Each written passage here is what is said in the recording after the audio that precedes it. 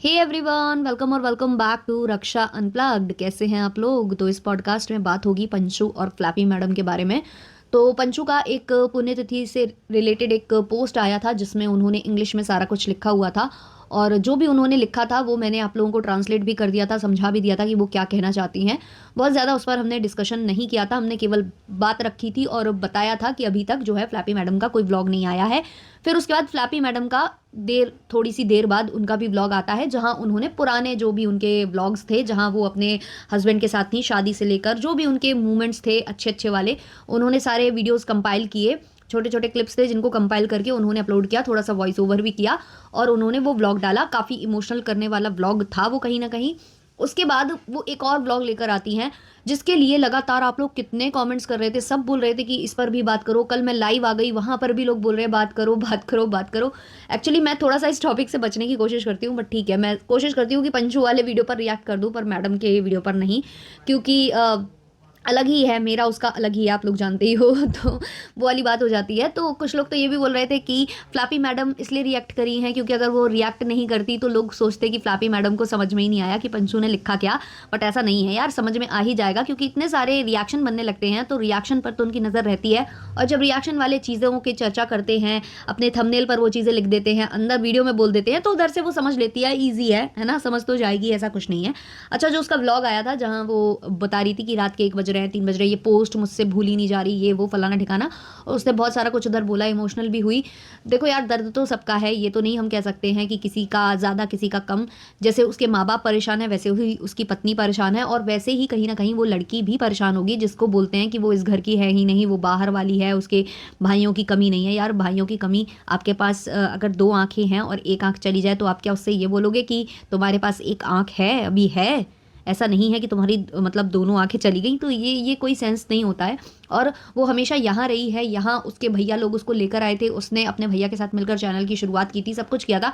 तो उसका भी बॉन्ड अलग है अपने भैया के साथ, और कहीं ना कहीं वो लाइफ में पहले आई थी। बहुत सारी बातें हैं, लेकिन मैं यहाँ पर पंचू को सही नहीं बोलती हूँ, क्योंकि पंचू को जो पोस्ट उसने डाली थी कहीं ना कहीं उसे ये चीज़ें नहीं लिखनी चाहिए थी। वो एक टारगेट था, मुझे ऐसा लगा कि मतलब एक पोकिंग थी, या एक कहते हैं ना कि टॉन्ट कस देना कि भाई अभी तुम शांत हो लो, अभी मैं यहाँ से कुछ बोलूँगी।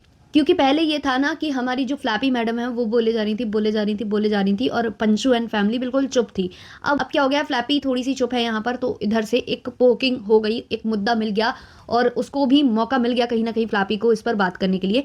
हालांकि देखो, फ्लैपी पहले इतना बोलती आई है ना कि इधर पर उसको जो वो पंचू को इधर पर टारगेट करने लगी कल आकर, वो मुझे वैलिड लगा नहीं, क्योंकि इससे पहले आपने भी तो बहुत बार बोला है। अभी बीच में जो एक व्लॉग आया था इनका, जहाँ छोटी बच्ची को वो जो इनके घर का ही कोई मेंबर है, इनके चाचा का बेटा है शायद, वो गंदी तरीके से टच कर रहा था, किस कर रहा था। जब लोगों ने उसका मुद्दा उठाया था तब केवल उस बच्ची के बारे में बात करनी चाहिए थी, लेकिन मैडम व्लॉग लेकर आई थी तो उन्होंने सबको टारगेट किया था, रिएक्शन चैनल वालों को भी टारगेट किया था, ऑडियंस को भी टारगेट किया था।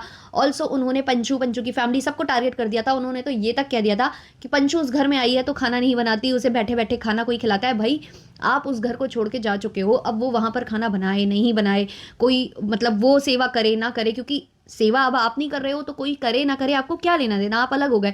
लेकिन इनको हमेशा मुद्दा मिला है, और हमेशा जब भी इन्हें कोई ना कोई मुद्दा मिला है तो इन्होंने पंचू को और पंचू की फैमिली को टारगेट किया है। और अब थोड़ा सा वहां से जब स्टार्ट हुआ है तो ये उस चीज को सहन नहीं कर पा रही है। इन्होंने क्या किया है कि ब्लॉग में आकर इन्होंने काफी कुछ बातें की हैं। स्पेशली इन्होंने अपने पति देव को लेकर बोला है कि वो मुझे प्यार करते थे, पुराने वीडियोस देख लो उठाकर, कितना वो मुझे प्यार करते थे, आप अगर देखोगे तो आपको समझ में आ जाएगा। तो ये जो पंचू बोल रही है कि वो प्यार नहीं करते थे या वो मजबूरी में लिया हुआ कदम था, तो वो आप देख लो, खुद देख लो जाकर ब्लॉग्स, ऐसा कुछ उसने जो है बोला है यहाँ पर फ्लैपी ने।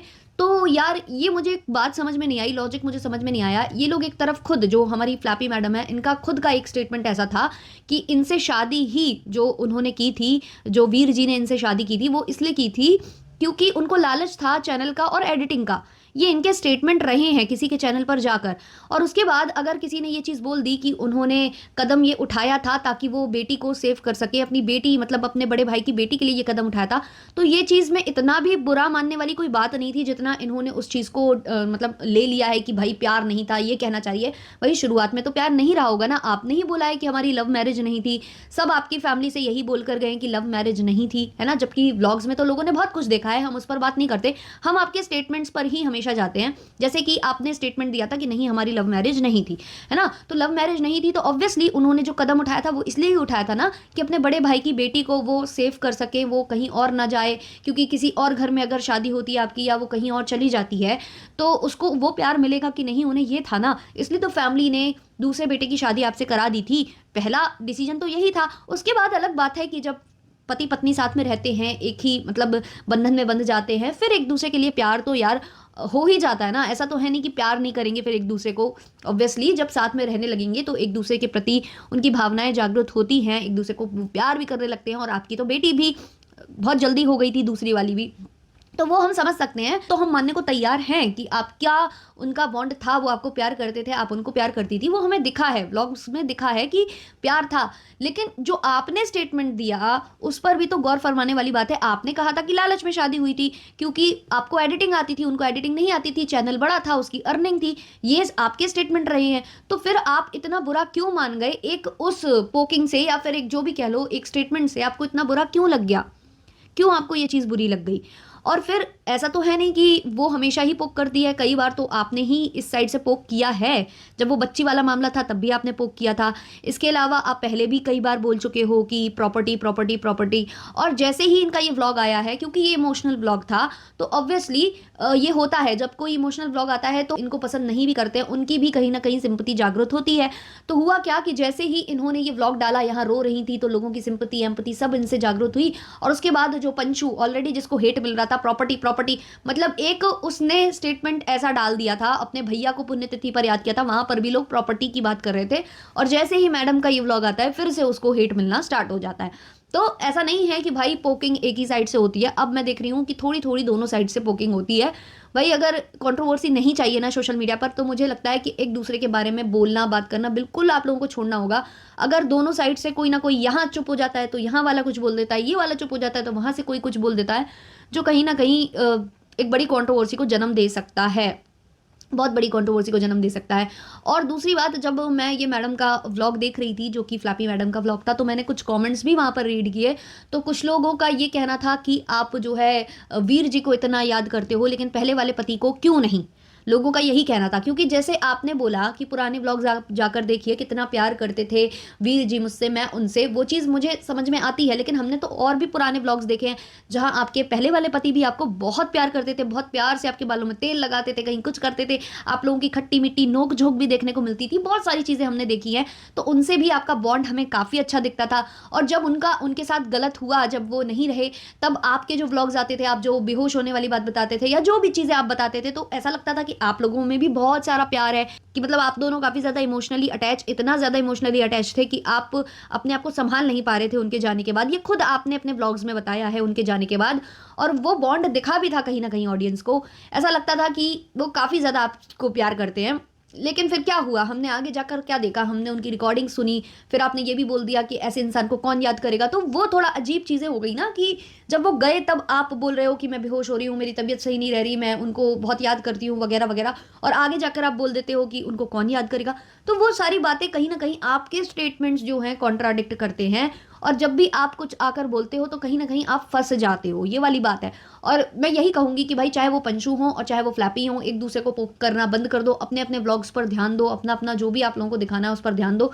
जैसे पंचू अपने फैमिली व्लॉग्स बना रही हैं, जो भी वो दिखाने की कोशिश कर रही हैं वो अपना दिखाएं। यहाँ जब फ्लैपी बच्चियों के साथ इंजॉय करती हैं या उनके साथ व्लॉग्स बनाती हैं, उनके साथ खट्टे मीठे मूवमेंट शेयर करती हैं, तो वो सबको अच्छा लगता है।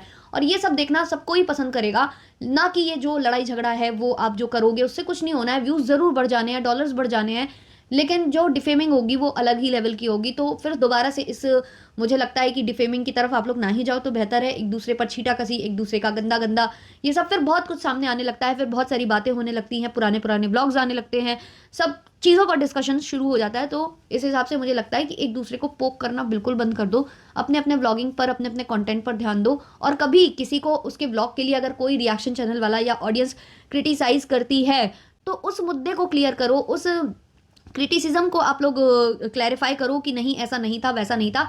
इस मुद्दे को कहीं का कहीं मत ले जाओ। लाइक जैसे फ्लैपी जी ले गई थी ना, कि जब रिएक्शन वालों ने क्रिटिसाइज किया था बच्ची को लेकर, तो ये वहीं ले गई, पूरा इन्होंने वहाँ का पूरा व्लॉग छाप कर रख दिया।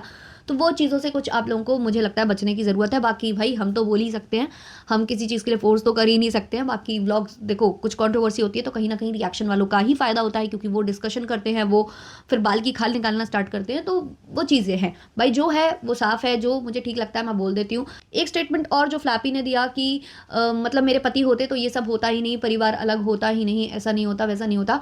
तो उनको थोड़ा-सा पीछे जाना चाहिए। जब उनके पहले पति गए थे तब परिवार अलग नहीं हुआ था। उस परिवार ने अपने दूसरे बेटे की शादी आपसे करवा दी थी, है ना? तो ऐसा नहीं है। अगर उनके पास तीसरा बेटा होता तो शायद वो तीसरे की भी आपसे करा देते, क्योंकि उनको अपनी बच्चियों से कहीं न कहीं प्यार था, जिसकी वजह से दूसरा बेटा उन्होंने आपको दिया था। तो यहाँ उनको इस चीज़ में मुझे नहीं लगता कि आपको उनको गलत कहना चाहिए। अगर वो दूसरे बेटे की शादी आपसे करवा सकते हैं तो क्यों? अगर ऐसी बात थी तो पहले पति के जाने के बाद, जो आपका स्टेटमेंट है कि पति के जाने के बाद ऐसा हुआ है, अगर वो होते तो हमारा परिवार नहीं बिखरता। तो अगर परिवार वाक़ई में इस वजह से बिखरा होता तो पहले वाले जब पति गए थे ना तभी बिखर जाता। बट उन्होंने अपना सेकंड जो बेटा है वो आपको दिया ताकि परिवार ना बिखरे। अब उनके पास तीसरा बेटा है ही नहीं तो वो क्या कर सकते हैं, है ना? तो ये चीज़ें, कुछ स्टेटमेंट्स जो गलत हैं वो गलत हैं और जो चीज़ सही है वो सही है। हाँ, मुझे यहाँ पर लगा कि पंचू ने थोड़ा-सा, जो उसने जो पोस्ट लिखा था तो उसे थोड़ा-सा सोच समझ कर लिखना चाहिए था। उसने पता नहीं इमोशनल बहाव में आकर वो चीज़ लिखी है या जानबूझकर पोकिंग की उसमें लिखी है, बट उसने लिख दी है जो एक बवाल बनने के अब कगार पर आ चुकी है। बाकी ठीक है, जो भी होता है हम डिस्कस करते ही हैं, रिएक्शन हम बनाते ही हैं। कुछ भी हो आप लोग कमेंट करके बता ही देते हो कि व्लॉग्स आ गए हैं, ये आ गए हैं, बना दो, तो आप लोग बताते रहना, क्योंकि मैं ज़्यादा अपडेटेड वहाँ रहती नहीं हूँ।